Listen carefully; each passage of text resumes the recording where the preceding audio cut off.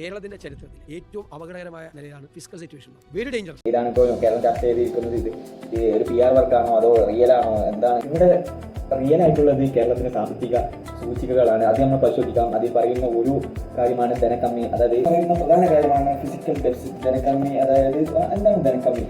നമ്മൾ സിമ്പിളായി പറഞ്ഞാൽ നമ്മൾ 100 രൂപ സമ്പാദിക്കുന്നുണ്ട്, പക്ഷേ 110 രൂപയാണ് നമ്മളെ ചെലവ്.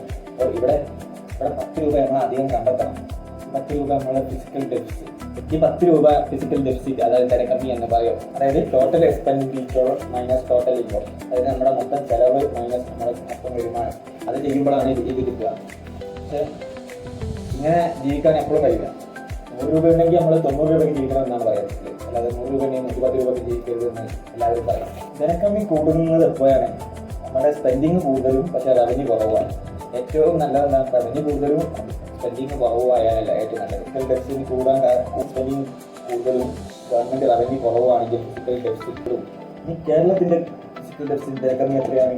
44,777 കോടി രൂപയാണ്. അതായത് 44,747 കോടി അധികം നമ്മൾ വരുമാനത്തിനേക്കാളും അധികം നമ്മൾ ഗവൺമെൻറ് കൂടുതൽ ചിലവാക്കുന്നതിൽ പ്രശ്നമില്ല. ഇവിടെ ചിലവാക്കുന്നതിലാണ് അതിൻ്റെ പോയിന്റ് ഇരിക്കുന്നത്. അതുപോലെ ഇത് എങ്ങനെ ഈ ചെലവ് ആക്കുന്നത് എങ്ങനെ വീട്ടു എന്നത് അതൊക്കെയാണ് ഇതിലെ മെയിൻ പോയിന്റ്. ഇനി നമ്മൾ പ്രധാന ചർച്ചയായിട്ട് UDF ഗവൺമെന്റിന്റെ കാലത്തും LDF ഭരണകാലത്തും ഇത് എത്രയായിരുന്നു എന്ന് നോക്കാം.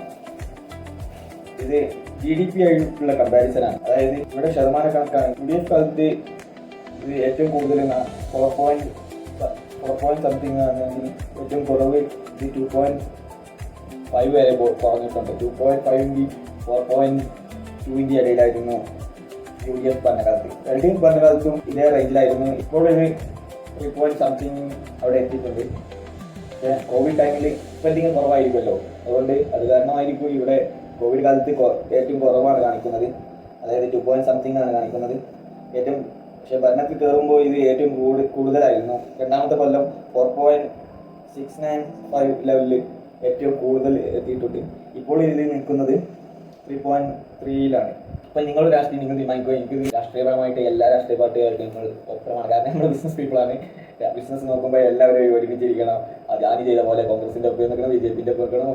അദാനി അംബാനി നിൽക്കുന്നത് പോലെ എല്ലാവരുടെ ഒപ്പം നിൽക്കണം. BJPൻ്റെ ഒപ്പം നിൽക്കണം, കോൺഗ്രസിൻ്റെ ഒപ്പം നിൽക്കണം. പിന്നെ അതുപോലെ VS അച്യുതാനന്ദൻ്റെ ഒപ്പം നിന്നത് നമുക്ക് ഓർമ്മയുണ്ട്. ഇപ്പോൾ പിണറായിൻ്റെ ഒപ്പം നിൽക്കുന്നുണ്ട്. കോൺഗ്രസിൻ്റെ ഒപ്പം ഒരു ടൈമിൽ നിന്നത് നമുക്ക് ഓർമ്മയുണ്ട്. എല്ലാവരുടെ ഒപ്പം നിൽക്കണം. അതാണ് നമ്മുടെ ബിസിനസ്. നമുക്ക് രാഷ്ട്രീയം കുറച്ച് പ്രശ്നമാണ് ഉള്ളത് പുറത്ത് കാണിക്കാൻ. പക്ഷെ പുറത്ത് കാണിക്കുന്നത് കുഴപ്പമൊന്നുമില്ല. അമേരിക്കയിൽ ഇലോൺ മസ്ക് ഒക്കെ വ്യക്തമായ രാഷ്ട്രീയം കാണിക്കുന്നവരാണ്. അതേപോലെ ഈ കേരളത്തിലും ഇന്ത്യയിലും ബിസിനസ് ആളുകൾക്ക് വ്യക്തമായ രാഷ്ട്രീയം കാണിക്കാനുള്ള ഒരു അവസരം ഉണ്ടാവട്ടെ എന്ന് ആഗ്രഹിക്കുന്നു.